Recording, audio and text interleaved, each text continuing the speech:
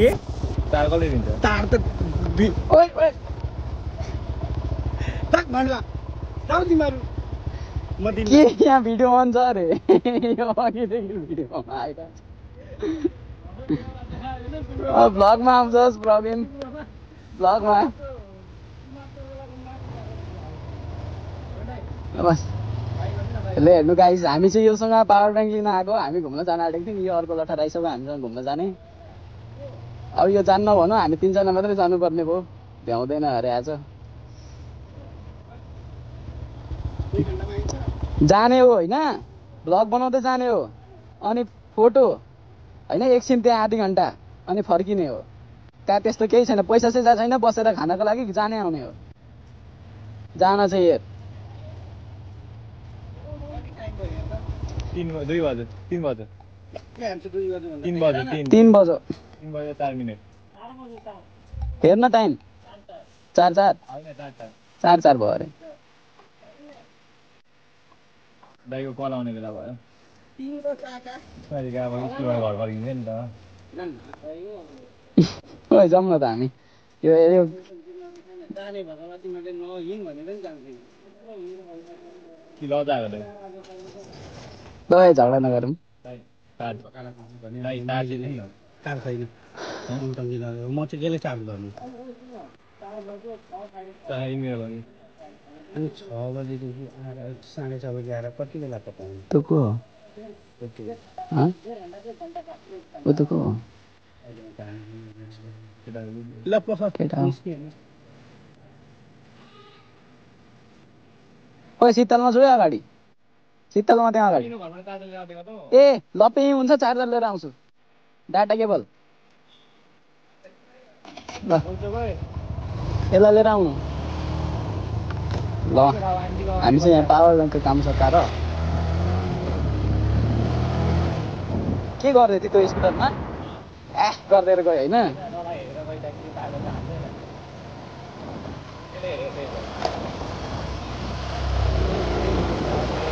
ल हामीले एउटाको घरबाट पावर ब्याङ्क उठायौँ एउटाको घरबाट डाटा केबल उठायौँ अब हामी लाग्दैछौँ राजाबास इनोभा सरगाछीबाट हामी डाइरेक्ट राजाबास जाँदैछौँ आजको यात्रा चाहिँ यहाँनिर फेरि यो पावर ब्याङ्क बालालाई हामीले पिकअप गर्नुपर्ने छ अघि जाँदिनँ भनेको थियो अहिले फेरि जान्छु भन्दैछ ऊ रेडी भएर बसिसकेका रहेछन् 2 जना आउनलाई रेडी भएका रहेछन्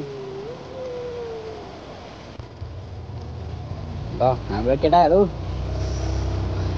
2 जना केटाहरू अगाडि गरिसके अब हामी यिनीहरूको पछाडि लागेर जाने हो एकछिनसम्म अनि त्यहाँ पछाडि हामी अगाडि हुन्छौँ अब यो कहाँ जान्छ पेट्रोल हाल्ने हो कि के गर्ने हो यसकोमा पेट्रोल छ कि छैन भन्ने कुरा हो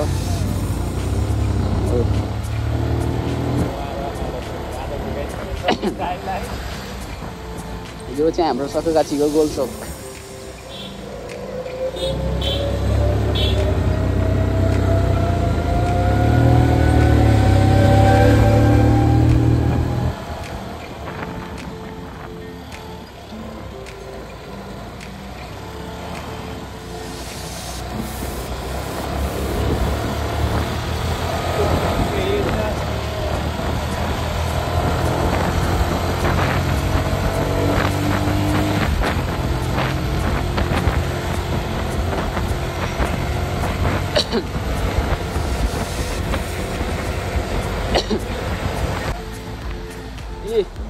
हाम्रो काले रोडको बिचमा हिँड्दैछ काले हेर्छ पनि फेरि बोलाउँदाखेरि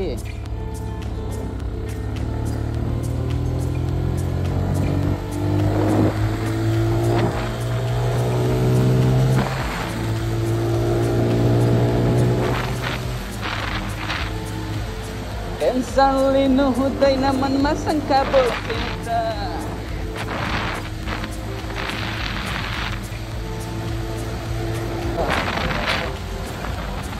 तपाईँहरू पनि कतैबाट आउँदै हुनुहुन्छ भने चिरोचोकको बाटोमा छिर्नु होला यताको बाटो अलिक राम्रो छैन गाडीहरू छ ज्यादा हुन्छ यताको बाटो राम्रो छ छिर्छ आनन्दले पुगिन्छ ल हामी चाहिँ अब यो चाहिँ हाम्रो ढुङ्गा बजार झुम्का बजार भने पनि झुम्का चोक भने पनि हाम्रो यही हो। झुम्का चोक आइपुगेको छौँ। झुम्का चोकको अगाडिको पुल हामी कट्नु पर्दैन। अगाडिको पुल कट्नुभन्दा अगाडि यहाँ टर्निङ छ। यो टर्निङबाट हामी लेफ्ट लागेर झुम्का कारागारको बाटो हुँदै हामी जान्छौँ। यहाँबाट हामी लेफ्ट लाग्यौँ। यहाँबाट चाहिँ अब हामी झुम्का कारागारको बाटो, यहाँ झुम्कामा एउटा राम्रो घुम्ने ठाउँ बस्ने ठाउँहरू पनि छ। हामी यहाँ 2-3 चोटि आएको छौँ आउन चाहिँ, तर अहिले चाहिँ अलिक राम्रो बनाएको रहेछ झन्डाहरू हालेर। सायद धेरै झन्डा भएको कारणले यसलाई झन्डा चोक पनि भन्छ होला, कि नाम चाहिँ थाहा भएन एक्ज्याक्ट। झन्डा चोक भन्छ होला। यसो पार्क जस्तो बस्ने ठाउँ शीतल खानको लागि तपाईँहरू यहाँ आउन सक्नुहुन्छ। यसो छेउछाउमा हुनुहुन्छ भने झुम्का कतै छेउतिर हुनुहुन्छ भने यतातिर आउन सक्नुहुन्छ। राम्रो बनाएको रहेछ झन्डाहरू हालेर। अझै यहाँ मेन्टेनेन्सको कामहरू चलिरहेको रहेछ। राम्रो बनाएको छ, बस्ने ठाउँहरू छ।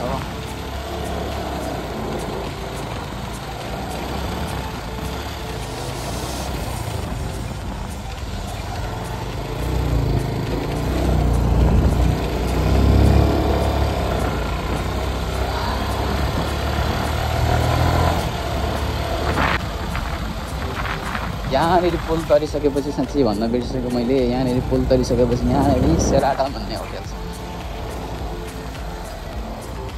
यो होटल चाहिँ हाम्रो सुँगुरको लागि एकदम बेस्ट। यहाँनिर यतातिरको एरियाको बेस्ट सुँगुर पाउँछ है।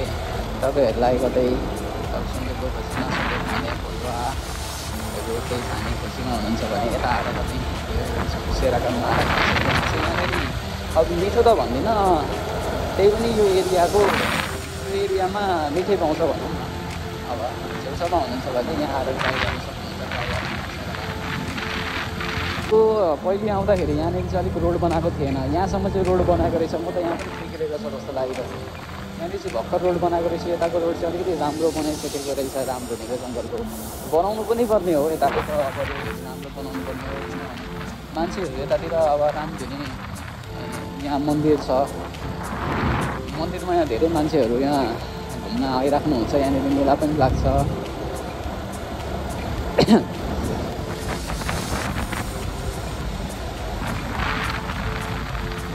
हामी यहाँदेखि चाहिँ अब रामधुनी मन्दिरको एरिया सुरु हुन्छ। यहाँनिर यो साइड भनेको चाहिँ रामधुनी मन्दिरको गौशाला हो। यहाँनिर चाहिँ गाईहरू पाल्नु भएको छ। टन्नै 200-300वटा गाई पाल्नु भएको छ होला सायद। यहाँनिर अब ठ्याक्कै एक्ज्याक्ट नम्बरमा चाहिँ थाहा भएन, तर गाईहरू चाहिँ टन्नै पाल्नु भएको छ। यहाँनिर यो चाहिँ गौशाला हो हाम्रो रामधुनी मन्दिरको। अहिले पनि हेर्न सक्नुहुन्छ, मान्छेहरू त भिडै छ।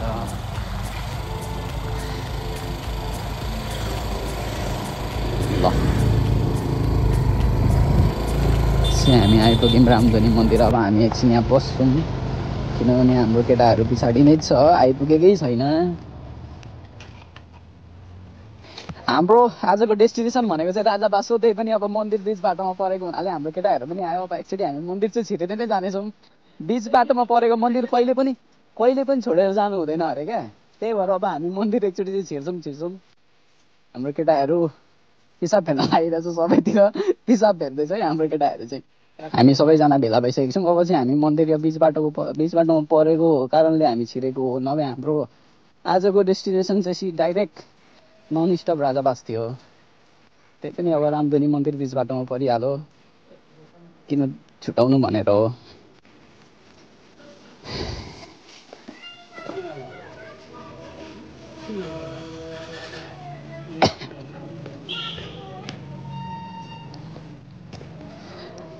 हाम्रो मन्दिर यस्तै छ, रामधुनी मन्दिर। यहाँ चाहिँ राम भगवान् जङ्गल छिर्दाखेरि यही बाटो आउनुभएको अरे। यहाँनिर चाहिँ राम भगवान्को रथहरूको के सामानहरू पनि छ। यहाँनिर सीता भगवान्ले खाना बनाउँदाखेरि पिसेको सिलौटोहरू पनि छ। अब त्यो चाहिँ भित्र राख्ने गरेको छ होला सायद।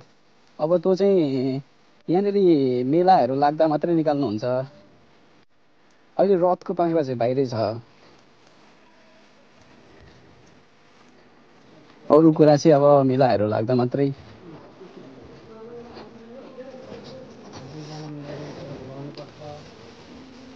यही हो हाम्रो रामधुनी मन्दिर चाहिँ।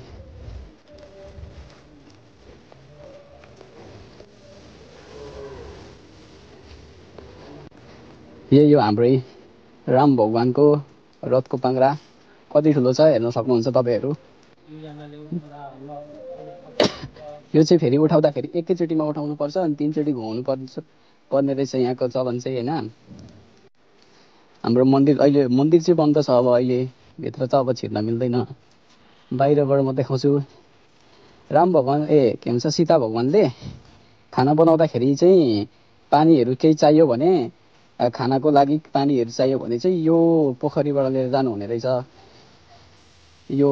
अनि सीता भगवानले यो पोखरी चाहिँ नङले कोट्याएर बनाएको है खासमा।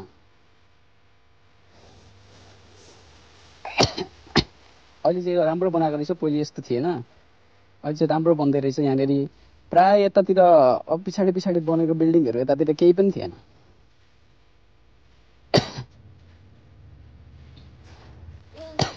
ल यति नै हो। अब अरू कुरा छुटेको कुरा चाहिँ सब मन्दिरभित्र हेरेर राखेको छ। अब अहिले देखाउन मिलेन, अब कुनै बेला फेरि आयो भने देखाउँला।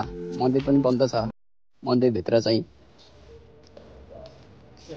अब हामी जान्छौँ डाइरेक्ट राजाबास। अब चाहिँ काहीँ नरोकिकन, यो चाहिँ बिचमा मन्दिर परेको हुनाले हामीले रोकेको हो। अब चाहिँ हामी काहीँ नरोकिकन डाइरेक्ट राजाबास जान्छौँ।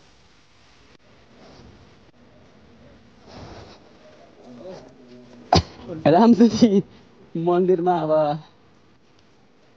भादर पनि देख्न सक्नुहुन्छ यहाँ हेर्नु।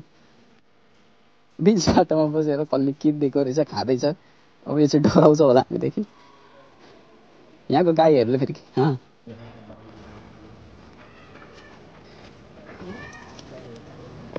हेर्नु भादरहरू देख्न सक्नुहुन्छ। ऊ खेताउन खोज्दैछ गाई, यहाँ खुन आएको रहेछ। गाईहरू देख्न सक्नुहुन्छ यहाँको सब गौशालाको गाईहरू हुन् यिनीहरू। अहिले चाहिँ खुल्लै छोडिन्छ, जङ्गल छ यहाँ, घाँसहरू खान्छ भनेर।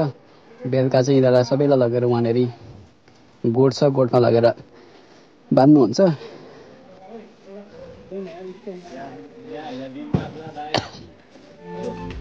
ल अब हामी मन्दिरबाट निस्किसक्यौँ। अब चाहिँ हामी बाइक चढेर काहीँ नरोकिकन सिधै राजाबास।